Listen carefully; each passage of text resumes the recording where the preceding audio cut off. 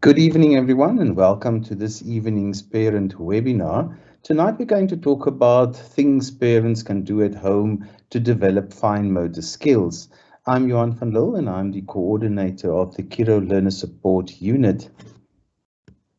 So, what are fine motor skills? Fine motor skills are the abilities we use to make small, precise movements, mainly with our hands and fingers. And fine motor skills let us do very detailed tasks that require a bit of finesse and control. So, for example, when your child learns how to hold a spoon and feed themselves, they're using fine motor skills to do that.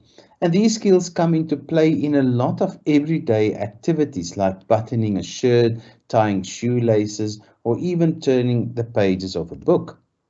So how should we think about fine motor skills? So fine motor skills in child development, you can liken it be to individual keys on a piano, and we can use that as a metaphor where each key represents a different skill or ability that your child develops as they grow. So just like a musician needs to learn how to accurately strike each key to create a melody, a child needs to master various fine motor skills to navigate the complexities of daily life and academic tasks. So, however, playing the piano isn't just about hitting individual keys. It's about how those keys work together to create chords, harmonies, and then ultimately beautiful music. Similarly, fine motor skills are part of a larger ensemble of developmental skills, which include gross motor skills, emotional intelligence, cognitive abilities, and social skills, among others. So each of these domains is like a different instrument in an orchestra if we compare that in our brains and our bodies, all playing together to create a well-rounded, capable individual or child. So just as missing notes in a musical performance can disrupt the entire piece, gaps in fine motor development can impact a child's ability to perform everyday tasks and create barriers in academic settings. Therefore, it's important for caregivers to pay attention to this specific set of skills, nurturing and fine tuning them so that the child can play their music as smoothly and beautifully as possible. So, why are fine motor skills important in the development of children? First of all, it's part of academic preparedness, writing skills. As children enter formal learning environments, the ability to hold a pencil correctly, which we call pencil grip, and form letters is vital. And this foundational skill is facilitated by the development of fine motor abilities. Subjects like maths often require learners to draw shapes, to measure angles, or to write equations, all of which involve fine motor control. And then fine motor skills are also essential for craft activities that form a part of the broader curriculum, including cutting and pasting and model building. And then on a cognitive developmental level, concentration and focus, many people don't see the relationship between that and fine motor skill. But tasks that require fine motor skills often demand a high level of concentration, contributing to the improved attention spans. And activities like puzzle solving, constructing with building blocks enable children to utilize fine motor skills in combination with cognitive problem solving, and then the fine motor skills to help to develop their cognitive ability. It also plays a role in social and emotional development. Mastery over fine motor activities often bring a sense of accomplishment. So if they complete something, maybe make a string of things that they put on a string, and to finish that and to put it on their arms, it really helps to enhance their self-esteem. And as children get control over their fine motor skills, they can perform more tasks independently. So they don't have to ask you to help them with their shoelaces or to help them to button the shirt. So it prepare them and maybe to prepare simple meals, or that will give them a sense of autonomy and helps to work towards independence. Now, it also helps with physical health because fine motor skills, when combined with visual cues, facilitate better hand-eye coordination, which is essential for a numerous a number of physical activities and sports activities. It also, regular use of fine motor skills contributes to building muscle strength and improve muscle tone, essential for tasks that require dexterity. So what role does fine motor skills play in brain development? One of the things that it plays a huge role in is developing the working memory, because many tasks require, especially through fine motor skills, that they need to hold to do multiple steps and to accomplish a goal. And these multiple steps that they need to follow and where they apply their fine motor skills develop the working memory to develop to its fullest. It's also important that it also contributes to attention control. Fine motor activities require sustained attention and focus, especially while they're busy doing something that's in a pattern. If they need to string some shapes on a rope or on a piece of string, they need to remember the pattern, the sequence, and it really helps them to focus if they do these things with the tactile things that they manage with their hands.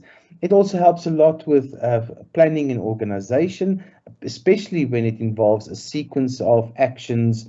It requires learners to plan, to organize their thoughts, and it promotes executive functioning skills, which helps them for prioritization and planning and prediction, and those are the underlying basis and the support for maths and science. So many times when kids are doing these things, people think, but what are the academic things? Why do they play with these things? Why do they string these things and make a necklace out of this?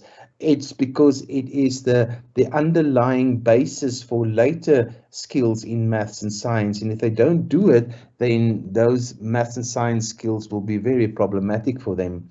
It also creates neural pathways and strengthen neural pathways, the ones that we would like to use in the brain, and it helps with pruning away the ones that we don't use. And pruning is a very important part of being ready for school. And then hand-eye coordination, we already referred to that, but it really helps a lot with the coordination between the different halves in the brain, the different regions in the brain. It enhances the communication there. And then bilateral integration is a very important skill for children before they can read and write.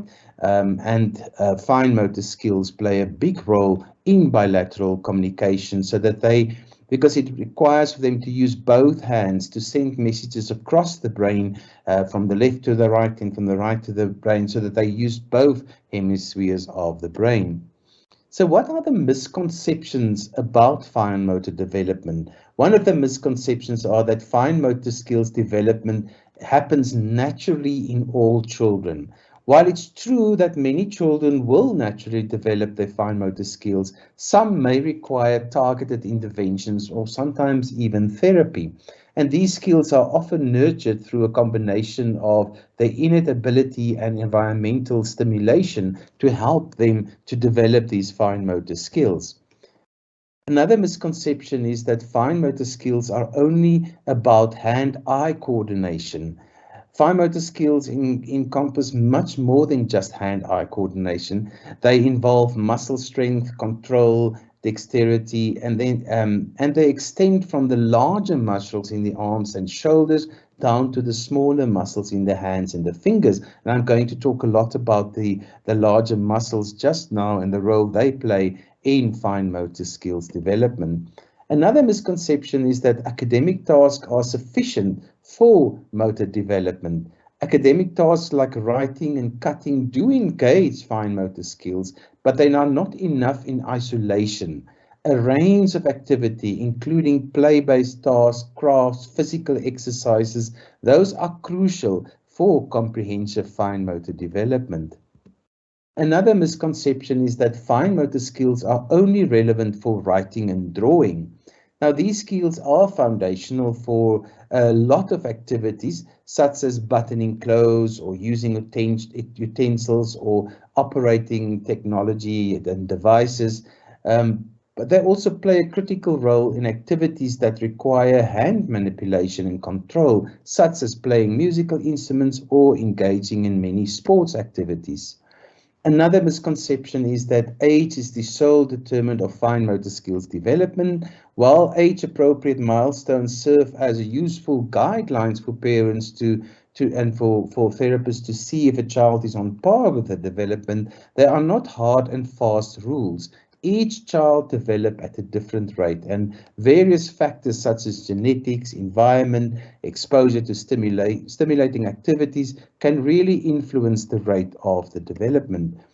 Another misconception is that fine motor development is unrelated to gross motor development. So gross motor are the bigger muscles, and fine motor are like the smaller muscles in your hands, and which is people always confuse them. And fine motor skills and gross motor skills are interrelated. For example, poor shoulder girdle strength can adversely affect the fine motor control. And then technology use is harmful to fine motor development. Many people think that the use of technology will be detrimental to fine motor development, while excessive screen time is a concern. But many interactive apps and games that encourage children to use their fingers for dragging and pinching and tapping can also contribute positively to fine motor skills development when it's used in moderation. And then another one is children who struggle with fine motor skills are simply clumsy or lazy. Now, labeling children in this manner is not only inaccurate, but also unhelpful. Struggles with fine motor skills may be symptomatic of underlying issues such as developmental delays, physical conditions, or a lack of exposure to skill building activities. So what is the relationship between poor shoulder development, gross motor development, and strength and fine motor skills? So the one thing that is important is that it's the foundation for hand movements. When children have poor pencil grip, we always say, let's look at the shoulder, and because the shoulder provides the stable base from which the arm, the wrist, and the hand operate. Without this stability, fine motor tasks like writing and cutting and drawing become really, really challenging, especially for children who have a very passive lifestyle. We often see that the shoulder control and the shoulder strength and the muscles of the shoulders are weak, and it can't support the arm, the wrist, and the hand to operate. Adequate shoulder strength also allows for better muscle coordination down the arm, thus facilitating tasks that require the precision and control. Many times when the muscle coordination is not there, it's very difficult for a child to color in between the lines or to cut on a line, or even to use a tweezer to pick up something, or maybe even fasten their buttons. So muscle coordination is also an important thing. It has an impact on your academic skills if your shoulder girdle is unstable, because it can really lead to the poor pencil grip and control, as I've said earlier, and in affecting the handwriting quality a lot. And this is a critical issue, especially in early education, where handwriting is an essential part of learning. And then craft activities, activities like cutting and pasting and other craft-based tasks may also be compromised if the shoulders are not developed properly. And it impacts the learner's engagement with the curriculum then, because they get so tired quickly, or they can't do the precision that they really would like to, and it disencourages them to take part. And then children with really poor shoulder strength often kind of get tired easily, or they can't keep the pencil up long enough. They can't hold the for painting and all of that. They really battle to engage in activities that require sustained attention and fine motor control. That often gets confused with other disorders if they can't do it. And sometimes children with problems with their shoulders, they have avoidance behavior. Then they don't want to take a pencil to draw a picture, or they don't want to cut because they get so tired easily. And then they come up with strategies to avoid them altogether, and that has a direct impact on their academic and developmental progress. So when a child is really showing behavior of avoidance, then you need to look at the gross motor muscles and see the shoulders if it's really strong enough, especially if the child is having quite a passive lifestyle. So there are many exercises that you can do as play at home to help developing the shoulder, and we should do it with all children. It's always good to do them. The wall push-ups is an amazing one. With this activity, it can be fun for preschoolers. You place their hands on a wall, push themselves back from the wall in an upright position, and this works the shoulder muscle quite effectively. You don't have to be an expert to do this. Also, shoulder shrugs and rolls. Simple movements like shrugging and rolling the shoulders can really help warming up and strengthen these muscles. And this you can do in the car while driving or waiting for someone. You can do these muscle exercises. And then, as the pictures show, the wheelbarrow walking, a brilliant one to do for the shoulder. In the beginning, they get tired easily. Make it fun, make it a competition. They can even hold your legs if they can, if they are big enough, and try you, because you can also benefit from this.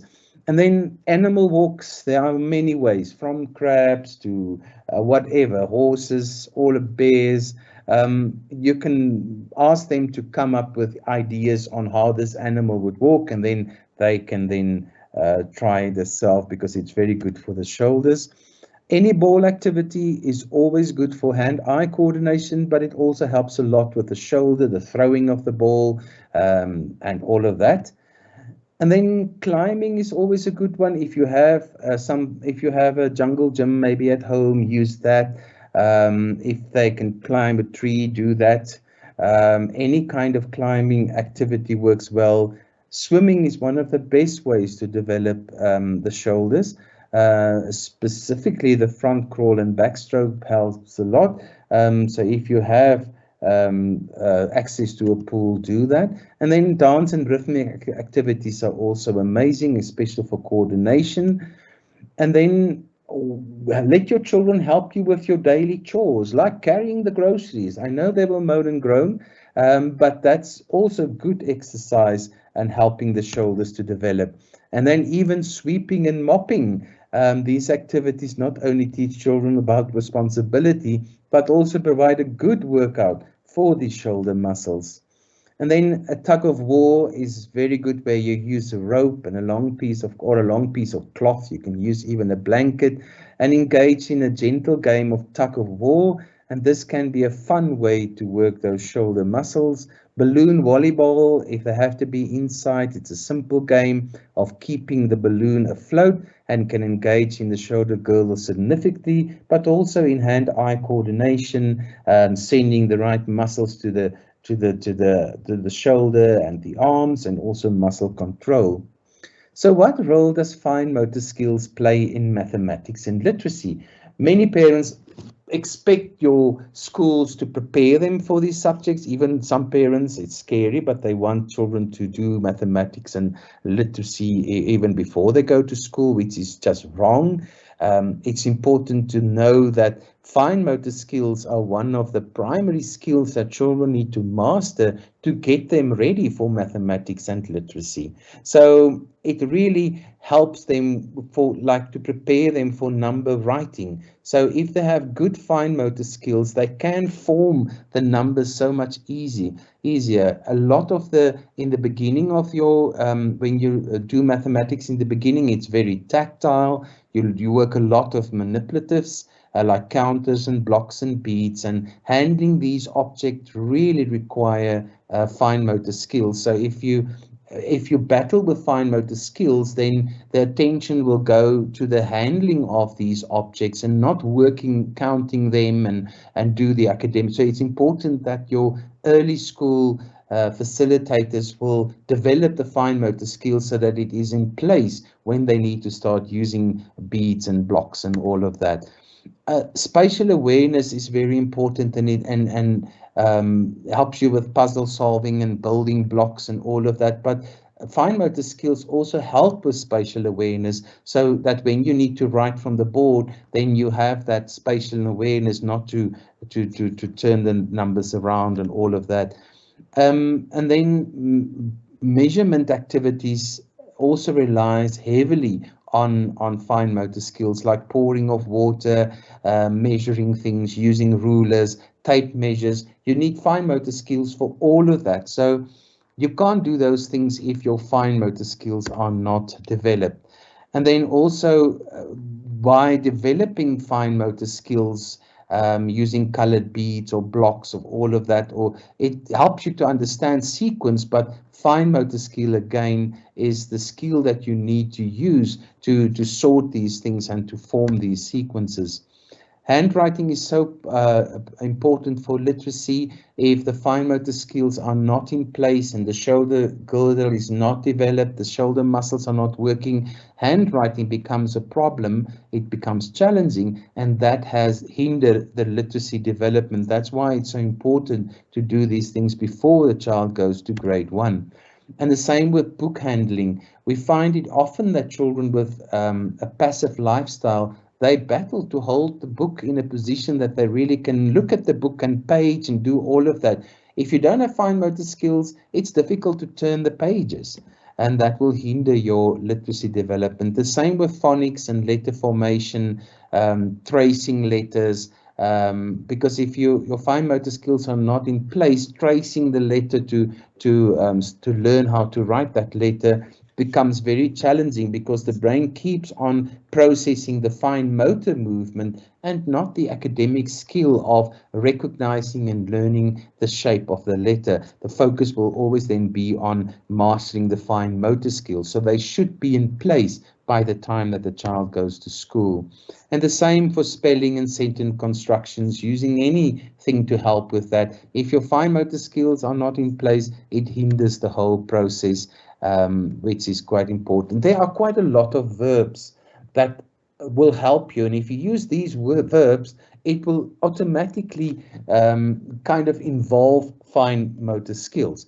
Words like scooping and placing and picking, pinching something, cutting, twisting, wrapping something, linking, tweezing, beading, crumpling, and these are the words that you need to kind of write somewhere down and make sure that you are giving attention to it. Pouring, tonguing, pushing something, popping something like bubble wrap, stacking, tying something together, squeezing, sewing. If you do all these words, fine motor skills will develop really naturally, holistically, and organically in children. Things like lacing, tracing, tearing is a very good fine motor skills development activity.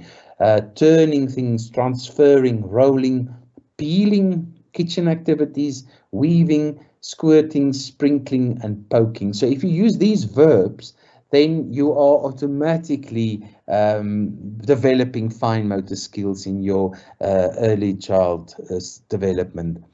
So there are many games that you can play with your child.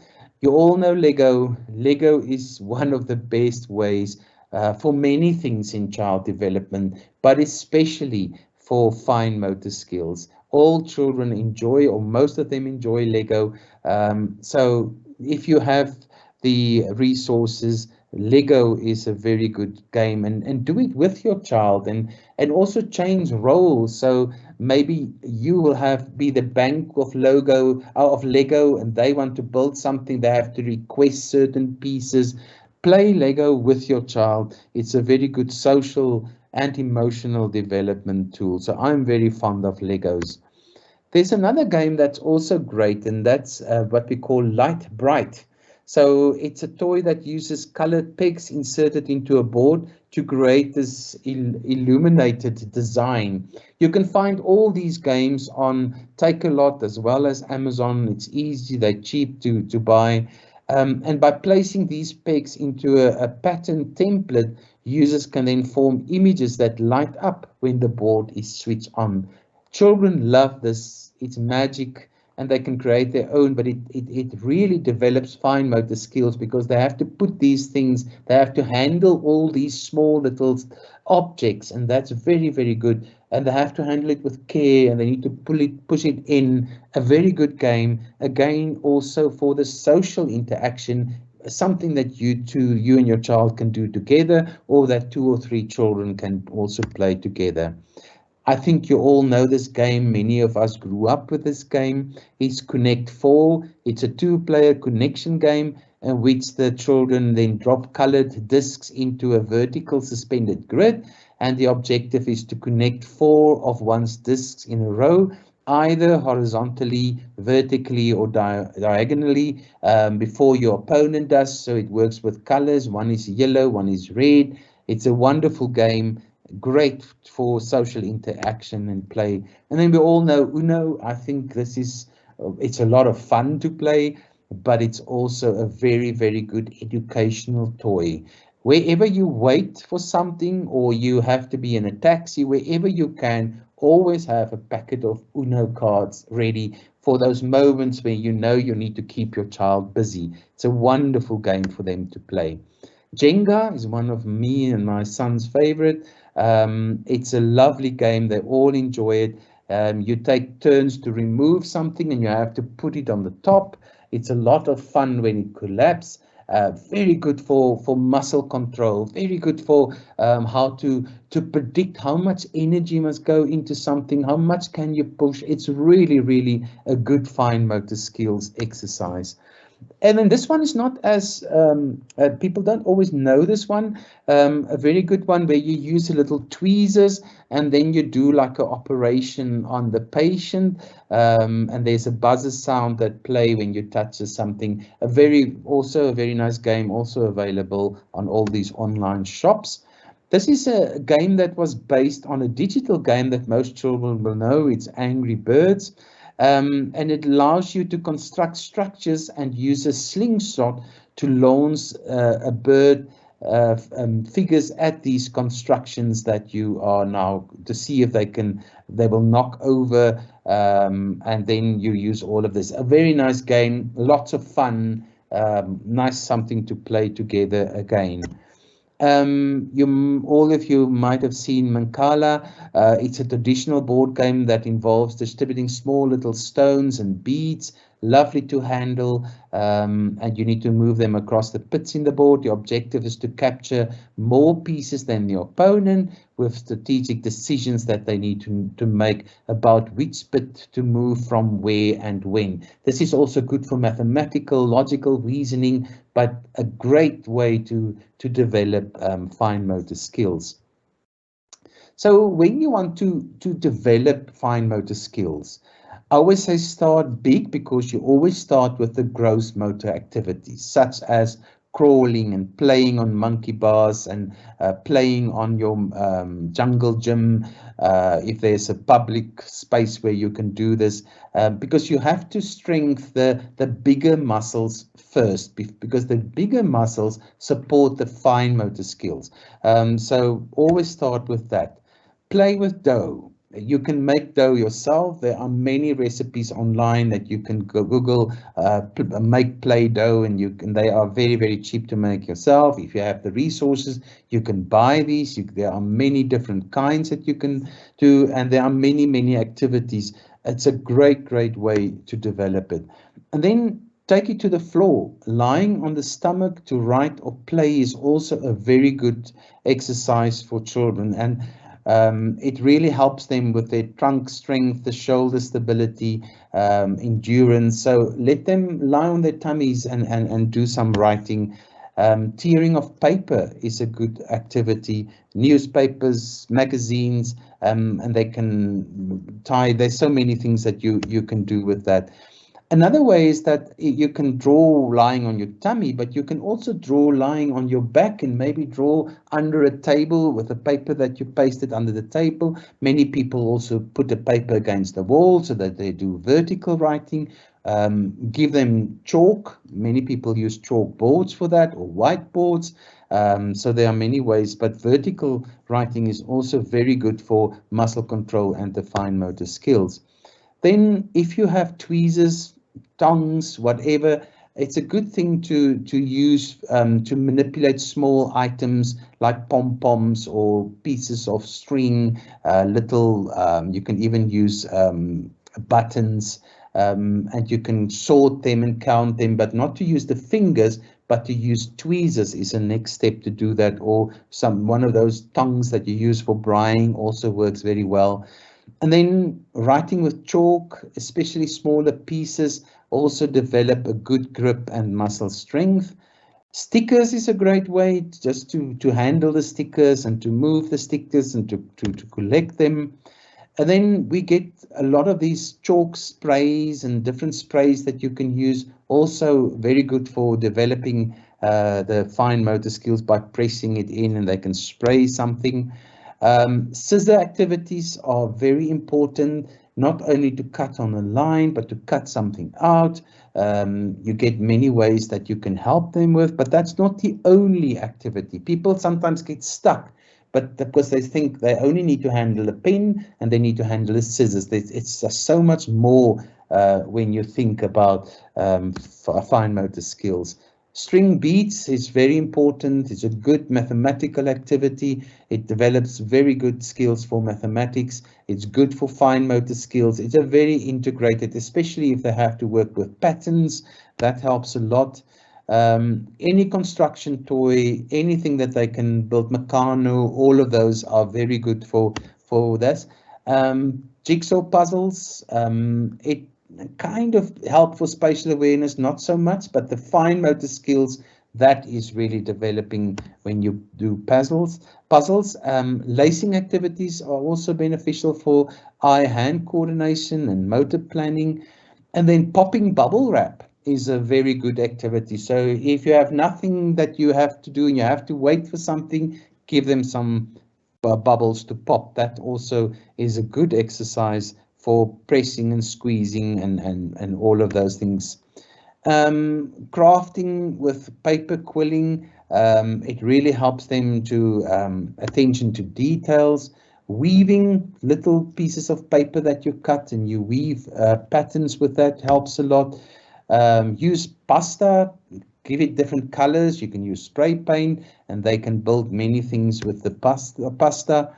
And then if you get these spinning tops, that helps also a lot with the fine motor skills. That works well. Origami is an amazing activity. It helps with a lot of, it helps for literacy, it helps for mathematics, it helps with sequence, it helps with hand. Folding origami is really a very good integrated activity. Primarily, it's very good for fine motor skills, but all the other skills that it integrates with is really, really a good way. So you can Google origami, you will find the most amazing things that children will be able to follow and to do it with your child, because that is, and they can start from very, very young doing this. And then again, threading buttons is a good activity. Braiding hair is a good activity. Crushing eggshells is a good activity, also helping with the fine. And then making sand art, as you see on this picture, that's handling a spoon or something, and then make all these layers, helps them with motor planning, also very good for motor development. And then you get lots of magnetic objects that they can use. There are so many. You get lots of fidget toys that has these magnetic abilities in it, also very, very good. And then to scoop and transfer, to throw, to pour from one to another helps a lot with hand-eye coordinating. There's a big move towards finger knitting again, we call it in Afrikaans tolletjiebrei, where you use a thing where they kind of use the wool and they kind of knit with that. It's more suitable for older learners, although I've also saw many people doing it with even 4 and 5-year-olds. Very interesting activity. And when they do these finger puppets, they can change it into puppets, which is another thing that they can do for fine motor skills. Tracing is a good thing where you use stencils. It helps a lot with bilateral coordination and midline crossing, but also primarily a fine motor skill thing. And then also with the picture is perler beads, where the beads actually stick together. It's a bit of challenging. It requires a bit of patience to build these figures, but it's really a good fine motor skill activity.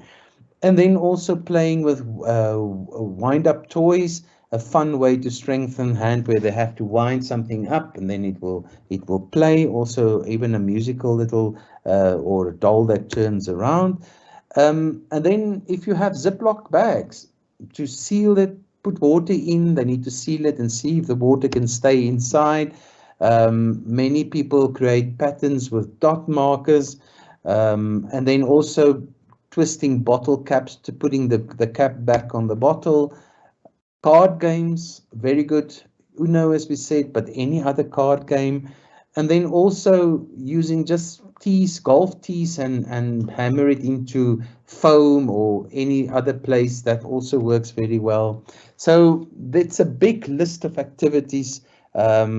So are there any questions at this point that anyone would like to ask?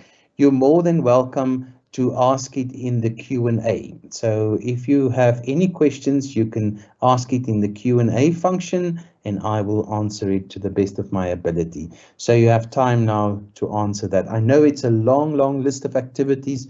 We will provide this slide deck to your child's ECD school. So if you would like a copy of it, please request it from the head of the ECD center at your school. And then you have this extensive list of activities that you can do with your child. So if you have any questions, you are more than welcome to put it in the Q&A section and I will answer it now. Just remember that fine motor skills are really, really important, not only for hand-eye coordination or for pencil grip. It has a big impact on brain development. And for me, that's why it is so important. And it's important to always understand the relationship between what's happening in the shoulder and what happens in the hand. Many people really expect schools to do academic skills very early. And that's wrong, because these skills, like fine motor skills, should first be in place. That's why it is so amazing that Kiro has a play-based approach to early childhood development, because through play, all of these things develop naturally. It's also through play that a teacher can see when a child needs extra attention or extra support developing their fine motor skills. So play-based learning is the best way to holistically and organically develop a child so that they, through play, can develop their fine motor skills. And all these things that I told you now about are all play-based activities. Many of these activities the teachers will also do in the school, because they are integrated and they develop many, many skills at the same time. But it will really be great if you as a parent can also do this at home. Somebody's asking, please explain the benefits of cursive writing at a young age. So cursive writing is just something to help children to write faster. So they will do block writing in the beginning because they have to learn the letters so that they can read. And cursive writing is just there to speed up the process of writing. So that's the only benefit. It's only to help them to write as fast as they can think, not to hold them back. So that there are no other benefits than that. Um, for me, it's important that they will recognize the sounds, that they will know how to do it, and that's what grade 1 is for. So they will learn that. And in grade 1, and then later in grade 2 or 3, they start with cursive writing, and that is just to speed up the writing process, to make it smoother, and to help the child to quicker get their thoughts on the paper. So that's the only benefit that it has. There's a question of what's the most effective duration to keep them engaged in a fine motor skill activity. Usually we recommend 1 minute for every chronological year. So if your child, up to 5 years, so if your child is 3 years old, you'll do it for 3 minutes, then you'll take a break, and then you will take another 3 minutes. If your child is 5 years old, it's 5 minutes. And then after that, usually it's the chronological year plus 1. So don't do more than 5 minutes. Then if your child is 5 years old, and then they need to get a break, and then you can repeat the activity. But that's the longest that they can concentrate at that age. So I always say 1 minute for each chronological year is sufficient. I hope that answered your question. Any other questions? These are lovely questions. Thanks for them. Even just on that point, people always also ask, how long should time out for children be? It's the same principle. 1 minute for every chronological year. So if a child did something and you want to use time out as a way for them to reflect on what they've done, you explain to them, this is why you need time out, and then you give them 1 minute for every year in their age. So a 3-year-old child will get 3 minutes time out, and that kind of, it's a nice way to do that. Someone said they're really, really happy with the ideas. Then she said, what is the fine motor skill development milestones for a 1-year-old and then a 3-year-old? I did have the milestones in here, and then I took it out for a specific reason. Every child develops at their own pace. So a therapist will use milestones just to determine if there is a concern. For me, I want parents to do integrated activities so that the child will develop holistically and not think about the milestones. Leave that for your teacher, because your teacher is trained to kind of pick up if you should be concerned. So, and with fine motor skills, because the shoulder girdle plays such a big role, it might be that the shoulder girdle is not developed enough and the fine motor skills might come later, but it will not have a big impact on when they reach those milestones. It's more important that they will reach the milestones before they go to school. So do not think about my child will be behind if they can't do this at 1-year-old and that at 3-year-old.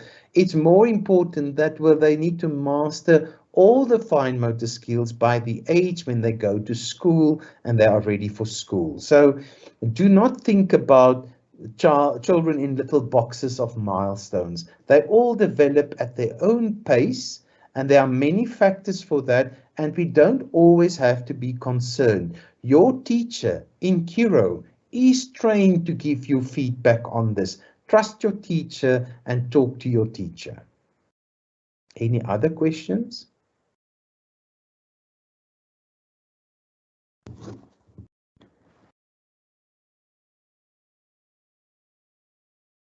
It seems like we have no more questions. Thanks, everyone. And if you really would like the list of activities, please send an email to your executive head or your head of the ECD center at your school, and then they can request this deck from me, and I will really send it to you with the biggest pleasure, because I think it's a nice list to have and to get some ideas from, and we really would like to share it with you. Thank you so much for joining us tonight. Remember to join us again next week, Wednesday at the same time. Remember, we always have it at the same time, and I really look forward to talk to you next week again. Thank you so much, and have a lovely evening, and really enjoy your kids to the most. Thank you so much. Goodbye.